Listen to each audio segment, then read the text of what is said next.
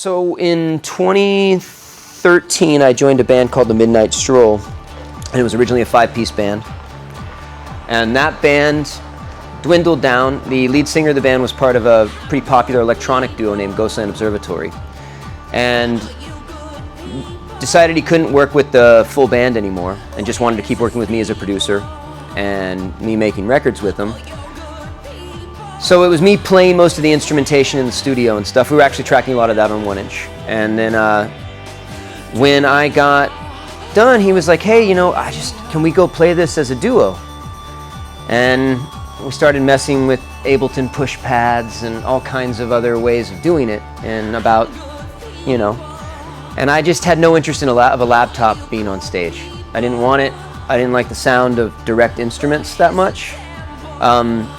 I missed having physicality. I didn't like just being where I could only hear the sound coming from single source, because I was used to bands where I would hear a bass player across the stage and a drummer and other things happening.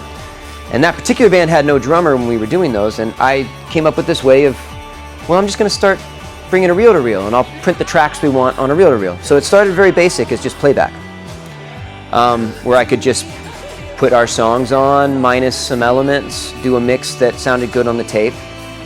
And that turned into, well, if I've already got the tape machine, maybe we get a backup tape machine, just so we have a backup in case we're on the road and the tape machine dies. So we actually, with that band, we used about 3 other reel-to-reels sometimes on stage. I'll send you some footage of that. But what that led to was me deciding, well, you know, I already have, if all I need is stereo playback of a couple elements, I started thinking about ways I could separate sound and use it as a multi-track source separator. So I started printing, well, I'll put drum machines and rhythmic stuff on 2 tracks. And then I put bass on another track. And then having a couple of mixers that I could easily rack mount and take with me separate, I could then send bass out to its own amp, so bass could be on a bass amp next to us on stage, so I could get it out of just the stereo mix, and I could also send independent lines of bass, just like a set front of house sound guy might see. And then we needed a click track when I started incorporating a drummer versus that, and the click track then led me to start thinking about 5-volt generation and creating sort of CV pulse that I might be able to interact with the synthesizer, especially old vintage synthesizers. So this is an old Juno 60. It is modded to take MIDI, but we're not using the MIDI. Actually, I'm using the analog clock-in source over here. And what happens is this top machine, the click track is not only our playback device, but it also triggers the arpeggiator on the synthesizer. So whenever I turn on the arpeggiating link, you'll hear no sound until the click track is pulsing it.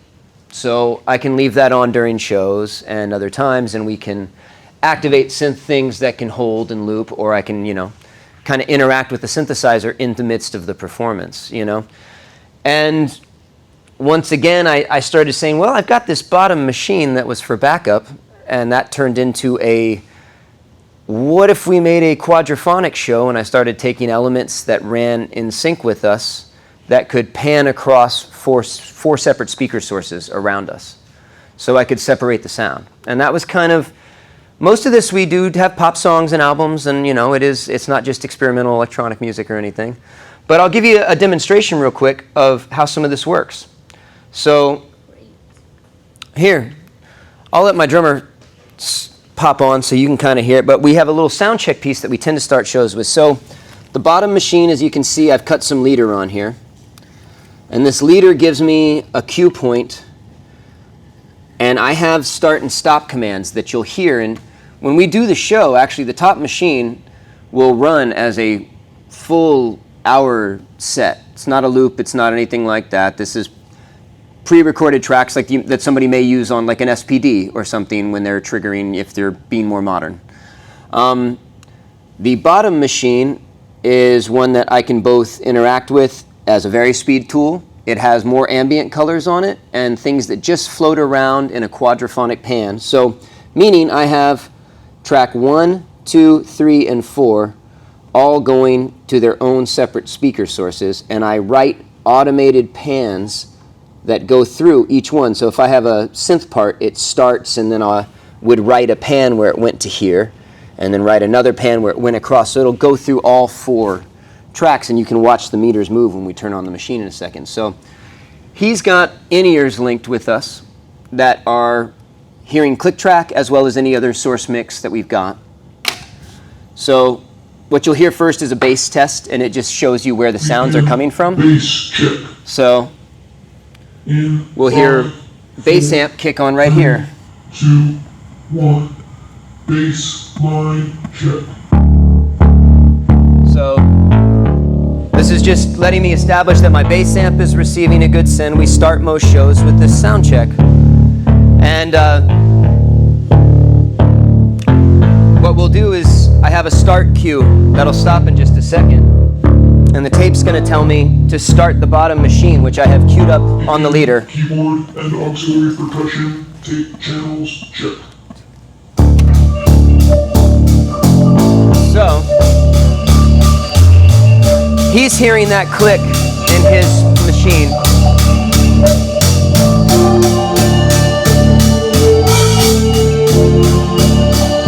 So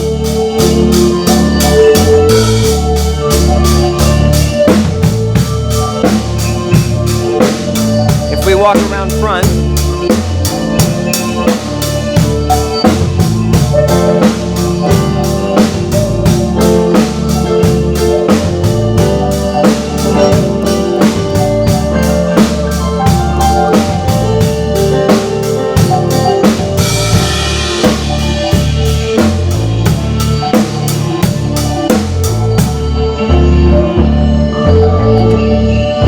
so let me separate what you're hearing. So we heard everything playing back. Let me separate it and kind of give you a soloed out perspective of what every track is so people can kind of see how we put this together. So the top track, like I said, there's a bass amp right there that's playing that. This has tracks 1 and 2. There's some drum machine information and a little loop that I played. Track 4 is our click track. That's also simultaneously coming off an aux send and taken out of our master mix, as well as the basses, because the bass is hitting that amp only. And this is being triggered by the click track right now. So you'll hear this in time, and Davey can play to it.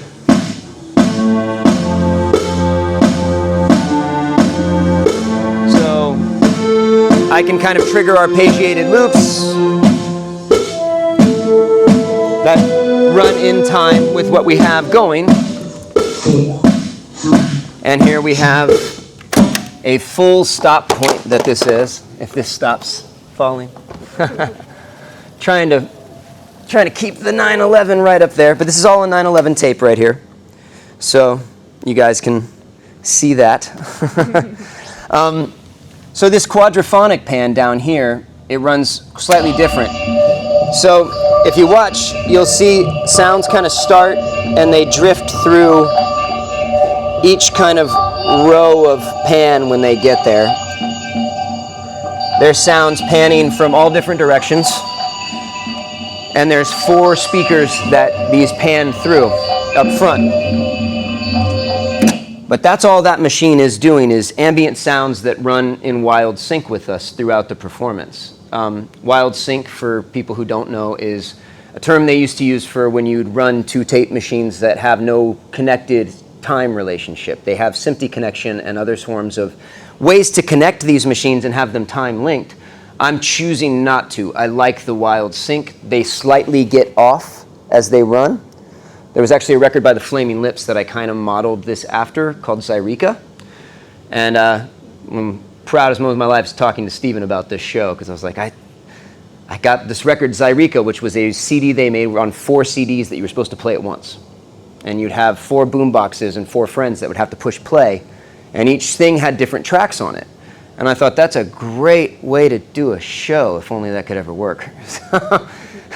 But as I started doing these shows with more track information, which was brand new, this all developed this way.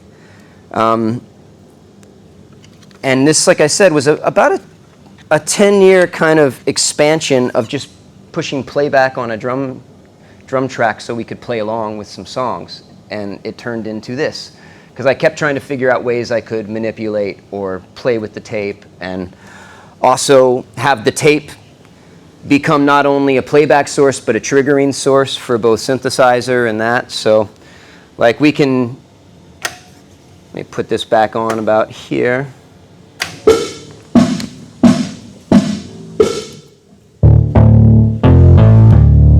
So I'll let Davey play and we'll have a start sync, and I'll interact the synth with this as it goes. Again, keyboard and auxiliary percussion, tape channels, check.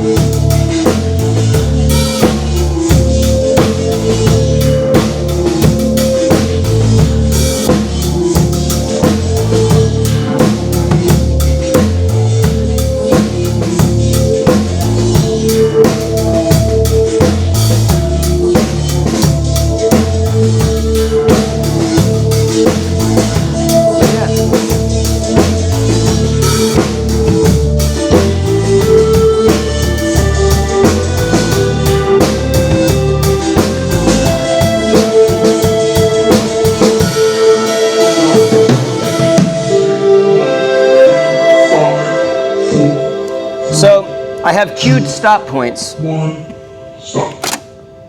This actually begins most of our show, like I said, since it runs in wild sync the whole time. If I push playback on both of these machines at this point, what we end up getting is we would have a song and the start of an hour show that we would be beginning. And we have start and stop cues that run throughout the set that I can start and stop the machines or go and pitch bend and interact and do things. But playing guitar, playing keys, playing and singing. And this acts as our full rest of our band. But that's how you turn your tape machine into your band. And she's also pretty. It's also very pretty. And you get to watch things spin on stage. People always think it's a prop. Nobody actually believes it's happening.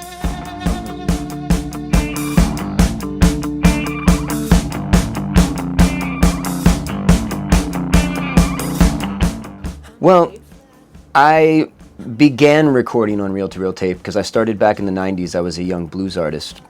And in Austin, there was really no digital culture in the mid-90s. Very few rooms still had Pro Tools. Most rooms were using practical 2-inch machines. And so my first studio work as a teenager in 1994, 95 was all on 2-inch tape. And I just learned that process of recording before I had anything. And as I ventured into sound engineering, I had a Tascam 388 that I used for my first years, recording friends' punk bands in my parents' living room and stuff. And then I kind of drifted from a blues career and a performance career and started engineering and producing. And I maintained working on tape until about 2010. I actually didn't even switch over. I had a DAW in the studio, but I was on a practical 2-inch tape, and I did at least 100 albums that way in that time period with various artists, you know, just constantly working on 2-inch. So it was more familiar to me than a DAW at first. I kind of have a different view of it maybe than somebody a little younger, and also starting young. But I worked with a lot of people that gave me a practical, good viewpoint of it. And I've grown to love the process. I still love the sound. I like the sounds of different kinds of tape. I love working with it as both as a practical composition tool and as a recording medium itself. So I just love tape. I just think it's more fun to put my hands on it and cut stuff and, you know.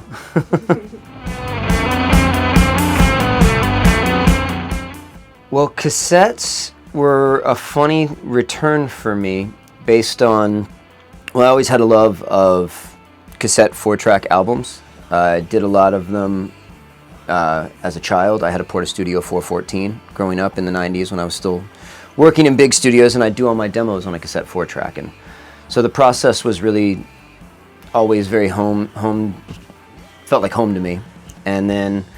And the sound of cassettes, I grew up buying tapes before I had a CD player, and so for me, I have a practical, nostalgic viewpoint of them. But as I aged and came back to them, I started a label in 2018 that kind of made me, I was trying to put some music out for a friend. We wanted to do vinyl. It was just too expensive. And I started saying, well, why don't we just put out a tape and I'll just make them? So I grabbed a couple of cassette decks and just hooked them up to the patch bay and mixed this buddy of mine's record to a cassette and made 25, 30 copies. And we sold them at a release show. And I said, oh, that's great. And then another friend of mine's band, hey, would you make me some tapes? And 10 years later, I'm still making tapes now almost. But what happened was I came back practically to it, and I really enjoyed the sound. I also enjoyed I can burn through cassettes a lot quicker than I can burn through open reels as far as fiscally. They're less expensive, but if you have a nice 4-track, if you have nice medium and you pay attention to the noise, the RTM C60s are incredibly low noise and sound fantastic every time I mix to them, do that. And I actually keep some crappy cassettes too, just so I can get really damaged sounding things sometimes. But a lot of bands and people I've worked with have grown to love and request that I make cassette transfers for them of their mix, and they'll decide if they want the clean polished mix or something that I've maybe saturated a little and, you know, hit down. Sometimes I'll do that and do manual tape stops and pitch dives, effects that you can do with a computer, but it's a lot more fun, once again, to put your hands on things. And I think the tactile nature of it, as well as I'm a visual artist, so I love cutting cassette covers and things, you know. I love doing that. I go to the coffee shop in the little town I live in, and I go make cassette covers, and if it's a run of less than 100, I'm just hand making them by myself in here.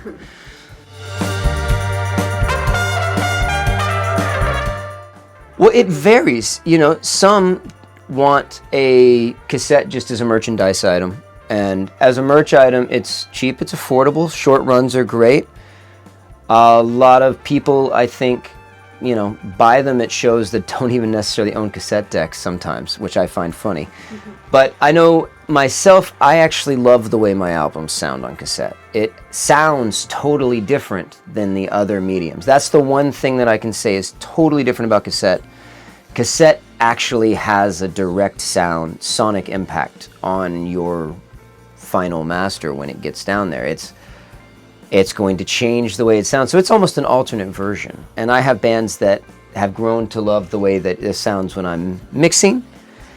And a couple of film score people that I've done work for as a composer grew to love me doing tape manipulation stuff. They liked the sound, and they kept asking, what is that? What's spinning around in the background? I'm like, oh, that's a closed loop cassette. And so artists, directors, all kinds of people have come back and asked me, not even knowing what I did sometimes, you know, what is that? Can you do that again? And it's the cassette, it's the C60s.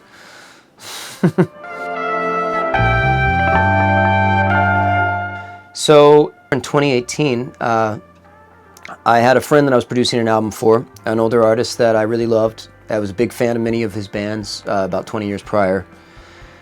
And he was not super industry involved at the time, was more just making music for joy at home and didn't really know how to go about putting something out anymore, and he was just going to not put out this record we did. He didn't want to just put, he was like, it's not real if it's only on Spotify or something to him. He was very much and we wanted to do vinyl, it just couldn't happen. But I literally, my wife had come home from work, and her work was throwing away some cassette decks, and I just grabbed one of them and said, well, let's just make some tapes.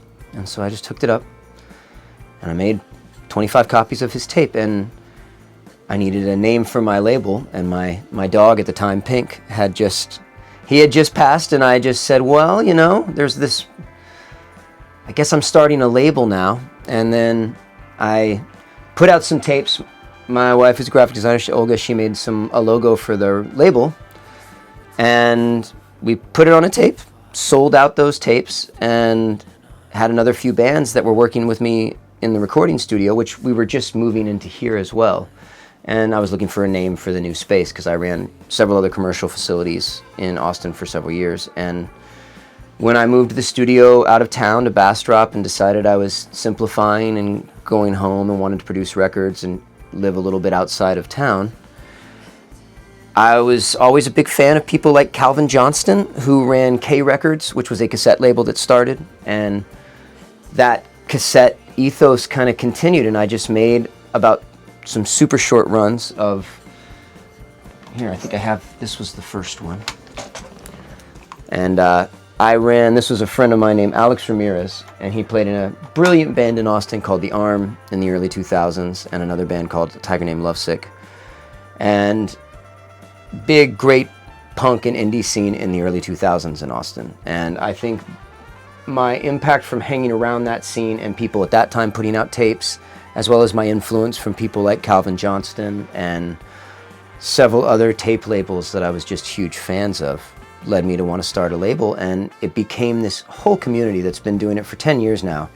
During COVID, we had a massive uptake, and cassette sales went crazy because artists couldn't play and everybody was trying to support releases we were doing, and cassette sales went great. And I ended up getting a little bit of national love, and all of a sudden I started getting some calls from some bigger artists to put out tapes. Some artists I was like, we did tape for a project called Funkin' Tribe, and a buddy of mine, Brett, who runs another label in Austin, they're a very unique label called Spaceflight Records. They're a 501c3 actually. They are a non-profit record label, which is a strange entity. They're one of the first of the kind, but he also is a front-of-house engineer for Jack White. And Daru, Jack White's drummer at the time, was very active in hip-hop and played with everybody from Dilla to, just tons of people Daru had worked with. And he had a side project with Mono Neon, and he became obsessed with the fact that I was doing tapes. And so Brett hooked him up with me, and we did a tape for Mono Neon, Daru Jones, and Freddie Fox, who's been on like everything from Gangstar, and an amazing collection of hip hop people, and they were super into the cassette thing, so we did runs for them and sold those out. And just, I've had a bunch of the bands that I was producing and recording, then, hey, would you put out tapes? And then other labels started contacting me to duplicate, so I bought a high-speed duplicator, and now I do this very full-time, and 30 albums later we've released or whatever. So that's it's been a long kind of 10-year journey to this. Very organic. Most of the artists do record here. Several have begun to just outsource and use the label too, but we're very organic, and it started very small, and it was never really intensely advertised or anything, and it just grew and grew. And just because a lot of the bands were great too, and the bands developed followings, and it was just lucky. Keeps going. I encourage bands to release on cassette because, largely up front for fiscal reasons, because a run of vinyl for a band that's not touring is a completely impractical purchase. Your margins to break even on that you're having to sell the record for $30, $40 at a show sometimes, if you're trying to do 100 copies or 200 copies. A lot of bands that I know, especially if they're about to go on a tour, or if they're doing things that they just want to release locally or maybe regionally, we have a very good market for releasing short run stuff. And I encouraged a lot of bands to save their money practically and do a simpler merch item. And CDs, though having a resurgence, cassettes are just more interesting. And it's also been funny, a thing that happened is now I had several bands see how I was making tapes, and I started giving decks out to some bands now, where I would give cassette decks to bands that really had the interest, and they started making them at home. And they just started putting the logo on, and then they could re-up theirs and order new stock from duplication.ca or other places. And that stock, I believe, is kept by RTM as well on duplication.ca. We have a closet in there filled with, I must have 400 or 500 cassettes in there of blanks in there that we go through constantly. And I will open up shells and cut links and stuff and do things like that if I'm doing short enough runs. If we're doing anything over 100, I tend to outsource. But bands, I tell them, if you're just wanting something quick and simple and cheap, it's the best option to have a really unique, cool thing that also, I think people appreciate stuff done by hand. People appreciate imperfect media now.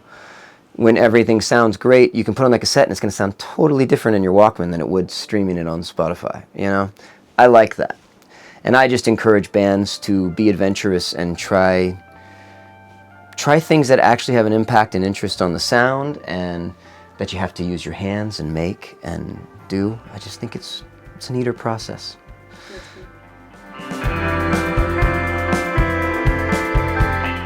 Well, you know, Austin has a unique scene, so I do tell some people, and some people come in and just see the wall of cassettes around here and I'm like, oh, we put out all these tapes, and some of them just get fascinated on that, and then others are actively, because I have a lot of indie rock and kind of people that tend to collect cassettes. I have a huge amount of cool punk bands and indie bands that really love it, that, you know, request me to mix to it, they're just, as soon as they hear the sound, they become fascinated. You know, sometimes I make them aware, and sometimes they come in fully aware. And like I said, I've had a few bands that now, there's a band, Cormay, that's going out of Montreal this month. They've been recording this new EP here, and we got done with that. I gave them another 2 cassette decks, and Amber, the lead singer of the band, now runs a cassette duplication business because she was exposed to this. So she's duplicating for more bands, and I think there's something real special about passing tapes around communities, about kind of just creating communities around something as silly as a little object of a cassette. It had something else, and there's just something cooler when, you know, somebody says, where can I listen to your music? If you hand them a tape, yeah, there's a download code, but it's much cooler to hand them a tape, you know?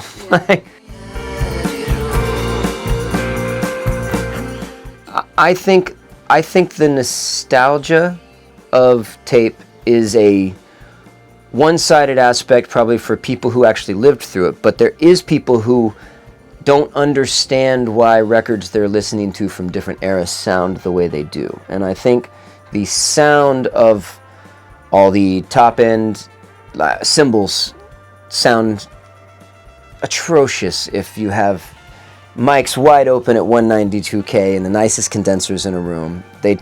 Things don't quite sound as where the second I hit some tape and I go maybe a little too hard even, or I gain some of that distortion, some of the breakup, and the character I've grown to use just as an effects box. Like I said, as a composer, I find it to be a fascinating tool when I want to do things arrhythmic, when I want to do things in some other sonic headspace or pitch manipulation and all kinds of things that cassette offers that I just can't do with digital, and I can be performative with it too. I can put my hands on it. I can change speeds. I can have closed loops. So cassettes have a wide range that to me is beyond nostalgic. As an electronic producer for artists that are making very modern things, I find ways to really incorporate all kinds of cassette texture into what they're doing. Sometimes I'll just print drum machine prints or hi-hats onto tape, resend them back, pitch manipulated, retime them and lock them and cut samples from that. So it's literally just trying to gain the character that I can get from playing with distortion, from playing with pitch manipulation, from playing with flange and cassette other kinds of cassette manipulation and tape manipulation that I just can't do with anything else. So I think it's not all nostalgia. I think I have a nostalgic perspective. Some bands do. Some bands are just looking for ways for things to sound different, because anybody can go home and make something perfect now. You know, like I can turn on GarageBand on an iPad and make a very perfect track. I mean, I watched a kid that was talking about producing a Beyonce song, and he's like, yeah, I do it all on my phone. And he was sitting in this beautiful big studio, and he had his iPhone plugged in and just airdropping files to I was just going, well, that's just not fun. So I was like, that's great that you can do that, but I just don't seem to find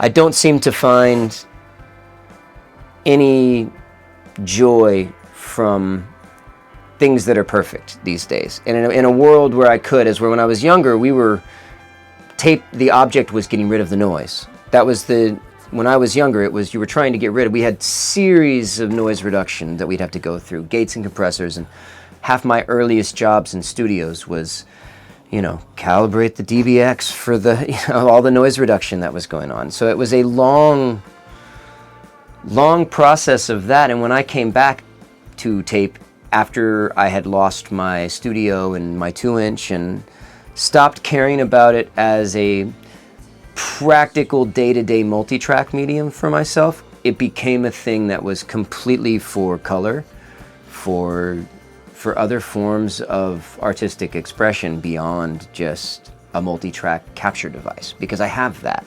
Everybody's got that now, which is great, and I love it as that too, though. Don't get me wrong. I love tracking to 2-inch. I love when I'm in nice rooms and I get the opportunity and bands want to play and really play live.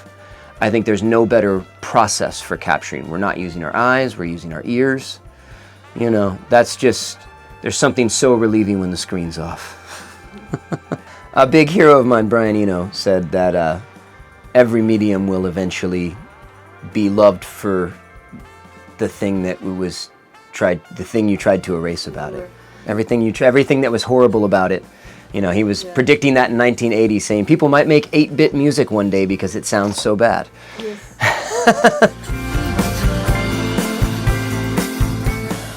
I think there's a huge difference. When I'm really feeling boxed in on something, the first thing I try to do is shut off the screen, and maybe I'll transfer something I'm working on to 4-track, to a reel-to-reel, and disconnect myself from visualization of music.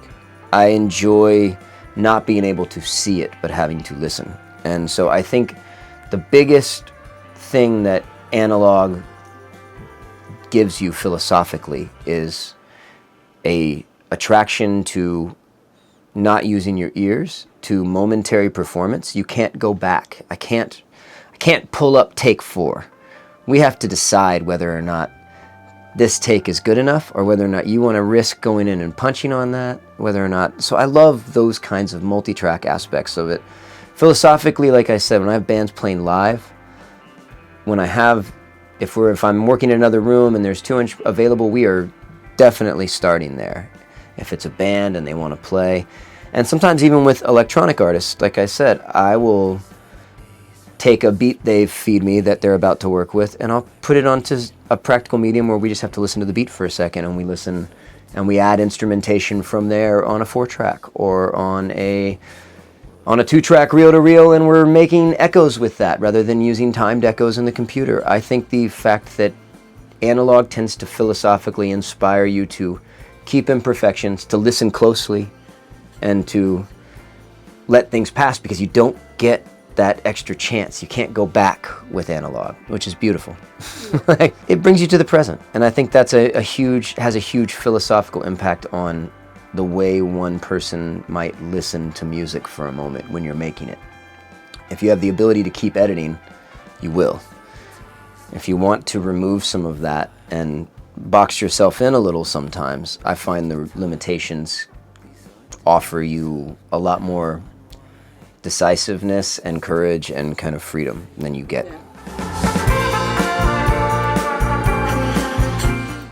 I am old and grumpy, and too much top end drives me insane, and tape has an instant softness for things from 16 up that I absolutely adore. It makes everything sound soft and cushiony in a way that I just couldn't quite, I can never quite get. There's a glass when I'm in the computer. There's a sheen of glass that's in front of everything. And when I get it onto tape, there's a giant pillow that everything's sitting on. As well as I find the sound of a little bit of noise very supportive in a world where there's a vacuum of digital emptiness. With how closely we can edit sounds, especially if I'm working with electronic things, I find modern electronic music sounds far more interesting to me when there's elements of hiss and noise and other things that can kind of get in there. Especially compounding, if you're stacking tracks and doing things on top of each other from multiple sources and different tape machines a lot of the times the way I work. So I'm collecting sounds of 4 or 5 different tape decks and a tape echo and those kinds of things, you know, all that extra saturation, the extra noise, all those things I find instantly add a life, a third dimension that just wasn't there, and it helps remove some of that glass from my final product. And I need that. I love that. I find a lot of artists love it. The second they hear me push play, coming back from the 4-track versus a digital mix that we had done, I think they often think it's going to sound super lo-fi, and they're kind of like, wow, that still sounds really good. I'm like, it sounds fantastic. Like, you know, we have clean lines, everything's well grounded, it's going to sound very clean. And as I mentioned, the C60 Type 1 sounds incredibly low noise. Like, it's just the right amount of hiss behind what's there.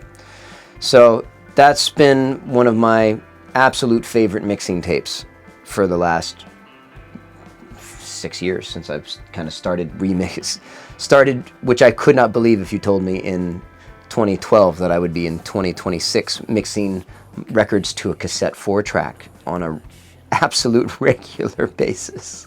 So we did talk about that when I'm working with bands, especially with bands, like I said, people who are capturing a performance. I think a large, and this also may lean back a little towards the philosophy thing that we talked about earlier, but to me, a large portion of what a band is doing on the floor, if you're in a computer where I can chop a measure of your drums and copy and paste over that one measure that the drummer kind of hit the snare different, and maybe a kick drum slipped, but if an otherwise perfect take,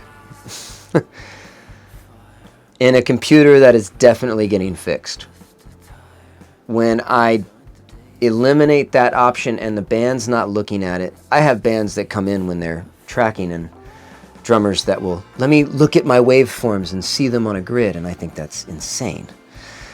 You know, so when you're on tape, it's beautiful. Nobody does any of that.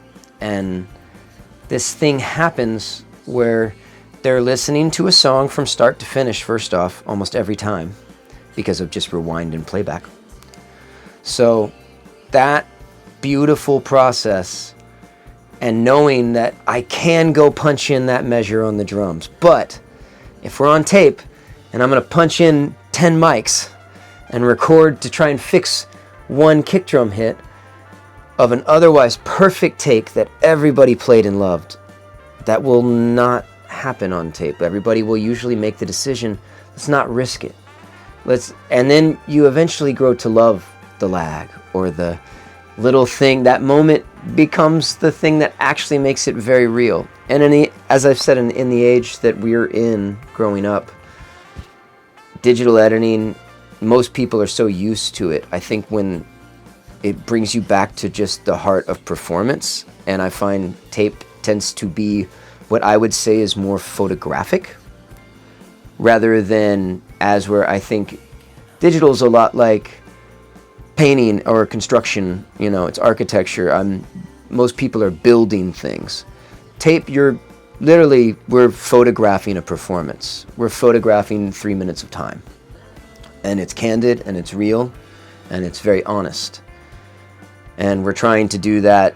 You can overdub, you can build and construct, but you're still trying to live within the guidelines of a live performance at the heart of it. And something about having that photographic element versus the construction element that I think most people bring into digital recording, just because the medium lets you do that. If you've got, I'm going to turn on this drum machine, I'm going to do this, and let's add 10 more tracks real quick and see what happens. You know, there's something beautiful about, hey, we're at track 23, and we want to automate this, so we're going to print some SMPTE on 24, and we're going to mix with flying faders on the console. So track 23 is the last overdub you get. I love that. So something beautiful about working in those kinds of limitations. Once again, I think it goes back to limitation and performance versus construction. And I find tape encourages performance over anything else. Speaks while the world's on fire. With our tape show, yeah, like I said, I've been talking about the C60 for cassette. C60 for cassette, I was buying so many cassettes when I first got this back, and I would try and buy new old stock high bias tapes and fishing through eBay looking for, you know, any high bias type 2 or chrome tapes I could get from duplication. As once I started needing variety, I looked into other modern manufacturers, and nobody's tape held up. I had 1/4-inch reels that were, I will not mention names, but I had some companies that were sending me reels that would fall apart and disintegrate or snap, both of 2-inch and 1/4-inch. When I found 911 for all the 1/4-inch work I was doing for performance bass, it worked perfect with my machines. It printed everything so much more accurately than any other tape that I was sourcing. I was, up until then, trying to find new old stock Ampex 6700. I was using old stock Quantigy. And I remember when tape companies shut down and it became a scarce supply, and we were all fishing through new old stock. So I heard of a lot of new manufacturers as time came in, ATR and other people that I was looking at and trying, and it just couldn't keep it up. And then realizing that RTM still made, I could get a company that maybe had the long-term experience of somebody like RTM, and the quality of tape is just better. I can't explain. It does what you need it to. It does what I need it to, and having distributors that I can talk with, both for cassette and for reel-to-reel, that I trust and tend to carry y'all's products. I'm just a big fan. I have a large collection of my shows on 911 tape, and it's been the heart of my performance-based use of tape for 10 years now. So, yeah. And you can see stacks of them if you go over there. So this is an electronic track that I'm currently working on, and I was interested in slowing it down, and I decided I will slow it down and print it on here and give us a little bit of drum saturation, as well as I want to pitch manipulate it and then recompose from there and add a little cassette loop on top and show you guys some closed loop stuff, but this is using C60 as well. So let's get that rolling.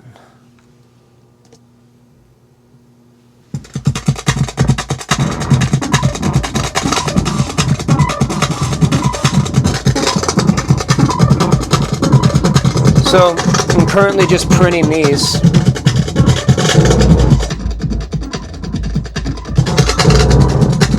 So this was a beat I was making digitally and a little bit of a couple other analog elements, but not sure where it's going to go yet.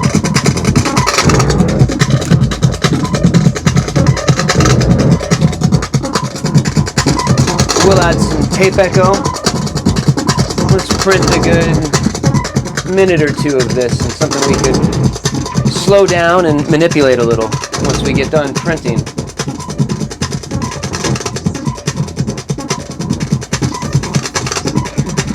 So this can turn into, a lot of compositions may start this way for me when I'm wandering through a drum machine pattern or other kinds of, like I said, film score composition. If I'm lost on something or I'm trying to kind of get myself started, a lot of times I'll start with something I'm working on or build a beat and then decide I want to slow it down, I want to do something, and sometimes just getting it out of the box and adding some other texture and grit can go a really long way for this. So for me, there we go. Let's go back right here and let's re-record this and slow it down, and let's build a little quick 2 or 3 track piece with it so you guys can kind of see other interesting uses of this.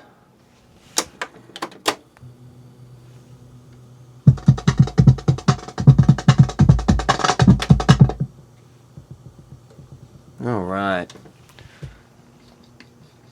So I will record this back in.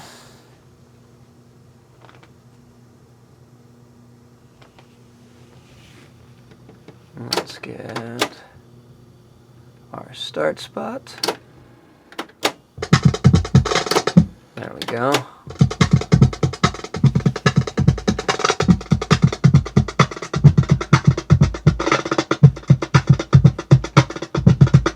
So I'm digging that a little slower.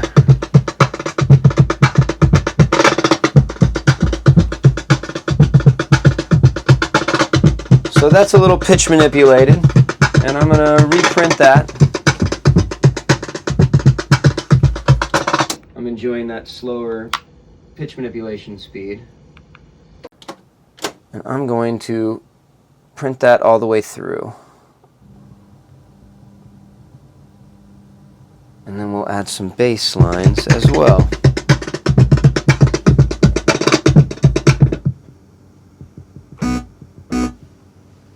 So yeah, just for ease sake, and so maybe some people who use laptops and other things might see this as beneficial. I have lots of practical synths around the studio and nice gear, but I'm actually just using a MIDI keyboard and a little DAW-based synth. And what we're going to do is get ourselves listening back to a playback of this with this slow pitch manipulated beat.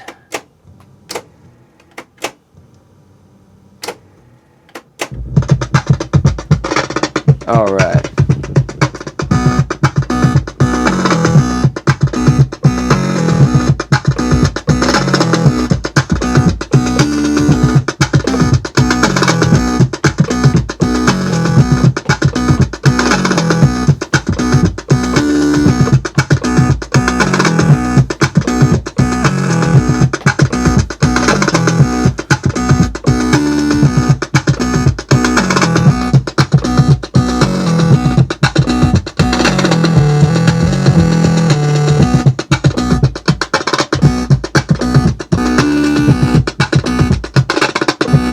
I find I love the sound of this stuff. It also boxes me in a little, where I can't necessarily beat edit right away, which I like. It forces me to play things. So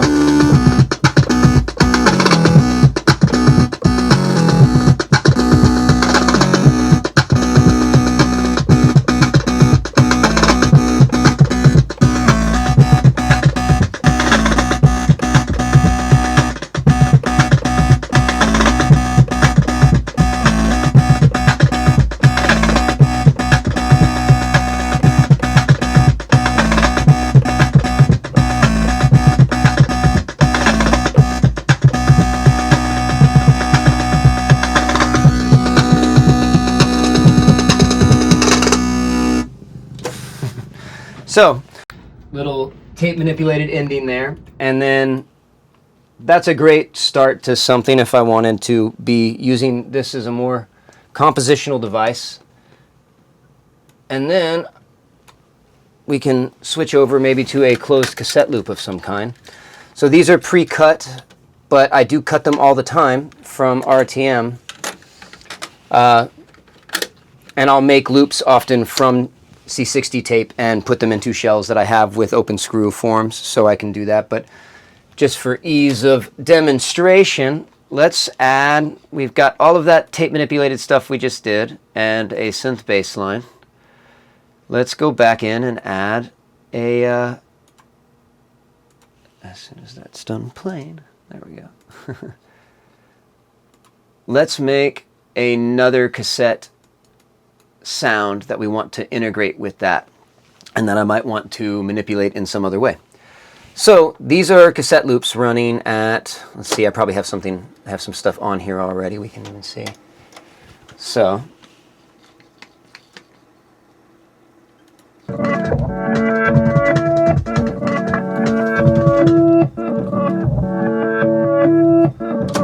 whatever reverse sounds I made the last time. Which I love. I love that some of those ideas tend to come back. I keep large collections of these, so that way I end up having multiple options of things that might inspire a new piece when I'm trying to get lost in it. But I'm going to go over this one, and I'm going to print something that I know is in key with what we just did. So I was kind of sticking to B minor, so let's just make a neat sequence using a buchla here.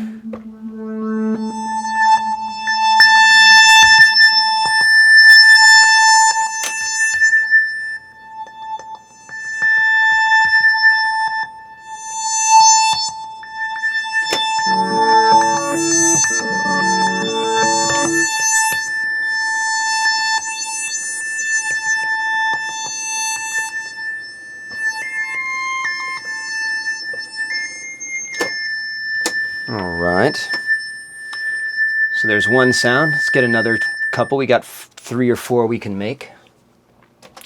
Let's go with channel 2 here.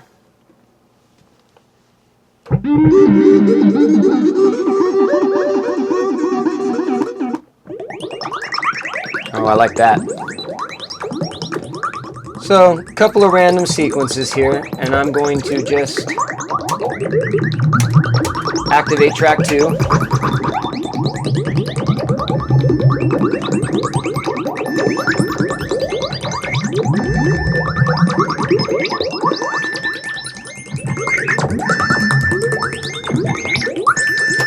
Alright, that got me a little bit. Let's maybe even add a third. Here.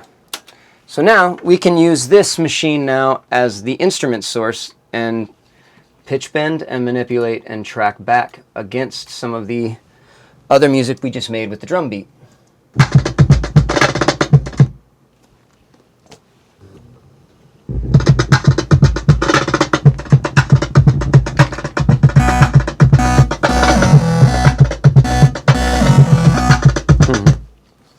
All right. Let's see here.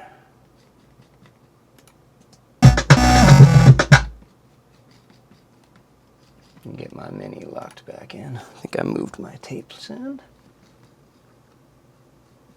All right.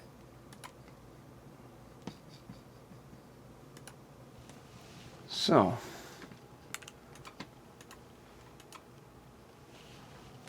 let's print that back. Maybe even add a space echo or an echoplex over here to it. So I'm taking this in and I'm further sending the 4-track now through an echoplex. And this is all being generated at this point from a cassette 4-track from a weird little electronic beat I did, and anybody could do this at home with a cassette 4-track very simply.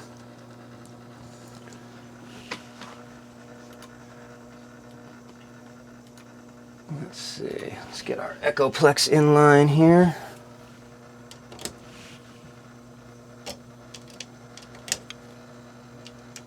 Let's get a send of that.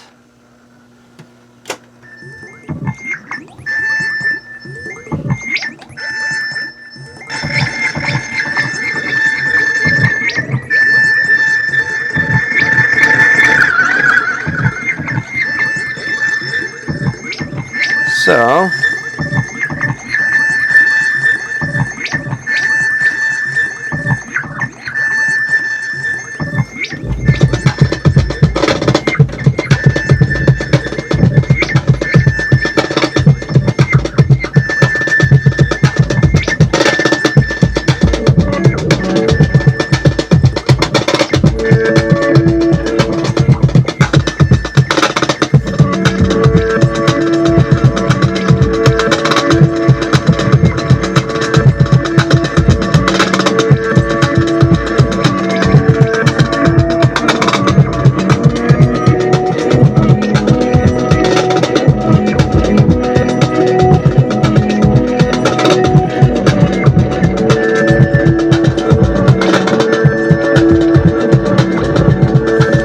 I like changing chords simply by using pitch knobs.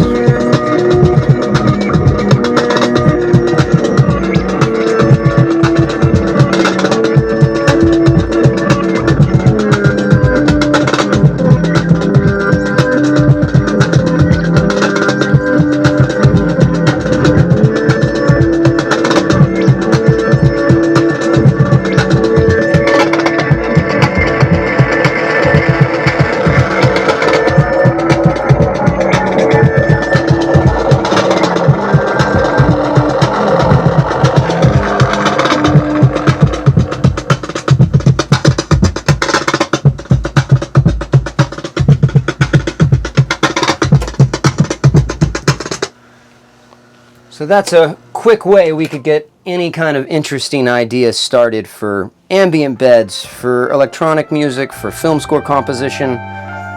It's an incredibly versatile tool to start playing with and trying to understand things.